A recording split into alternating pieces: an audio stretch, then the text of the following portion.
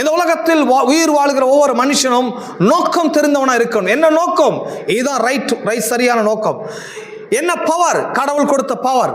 என்ன பர்பஸ்? இதுதான் என்னோட பர்பஸ். இந்த நோக்கம், அதிகாரம், வல்லமை, இந்த மூன்றையும் நாம் அறிந்திருக்க வேண்டும். இந்த நோக்கத்தையும் அதிகாரத்தையும் வல்லமையும் அறிவிக்கின்ற ஃபர்ஸ்ட் பேஜ் தான் இந்த 1ஆம் அதிகாரம் 26, 27 ஆகிய 28.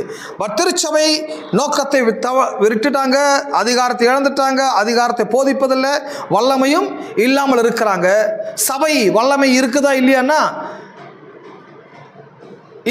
இல்லைன்றது எப்படி விளங்குது நமக்கு? அவங்க சொல்கிறாங்க சபையில் ஏகப்பட்ட பிசாசோட போராட்டம் இருக்குதுன்றாங்க. வீடுகளுக்கு போனால் அவங்களே சொல்கிறாங்க பேய் இருக்குது, பிசாசு இருக்குது, அது இருக்குதுன்னு சொல்கிறாங்க.